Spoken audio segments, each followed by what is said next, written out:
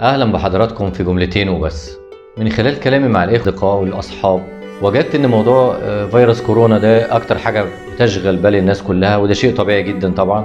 اللي أنا لفت نظري أكتر أو يعني كان أثارني جدا من أحد المعارف يعني والأصدقاء، عارف إن هو كان بيتكلم عن موضوع إنه مرعوب من الموت. الموضوع عامل له رعب غريب جدا، عامل له فوبيا، يعني هيتجنن، قلقان، مرعوب، بيتنفض. فانا استغربت من الموضوع دوت. يعني انا مش غريب ابدا ومش مستغرب ابدا ان في حد يبقى خايف من الموت، لان الموت طبعا يعني هو طبعا المؤمن قوي اللي واثق في علاقته بربنا قوي، هو ده اللي مطمن للقاء الله سبحانه وتعالى، وعارف ان اليوم ده يوم ما يجي هيكون ان شاء الله يوم فرحه او يوم لقائه بالله سبحانه وتعالى. لكن غالبنا بيخاف من الموت، والموت بالنسبه لنا يعني نهايه الحياه، فده طبيعي ان الانسان طبيعي ان الناس تخاف منه. لكن اللي انا عايز اتكلم فيه ايه؟ ان الموت واقع، امر منتهي. يعني حد فينا مش مؤمن انه هيموت؟ اينما تكونوا يدرككم الموت ولو كنتم في بروج مشيدة. كده كده كلنا هنموت، الموت موضوع منتهي. طيب هل في حد فينا بيختلف معايا في ان ربنا اللي محدد وقت الموت وساعته؟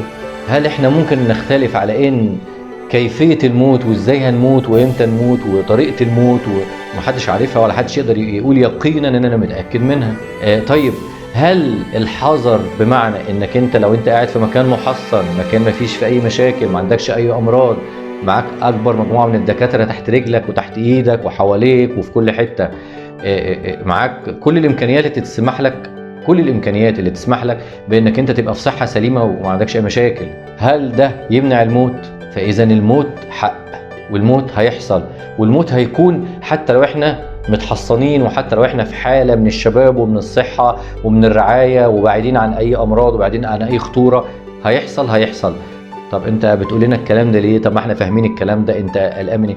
ويا جماعه الفكره ان احنا احيانا بنحتاج نعيد على بعض معتقداتنا او نذكر بعض بالمعتقدات بتاعتنا. انا معتقد في حاجه مؤمن بيها، فاكرها فبتريحني، بنساها فبتوه، فاحنا بنفكر بعض وبنذكر بعض. فدي اول نقطه انا عايز اتكلم فيها.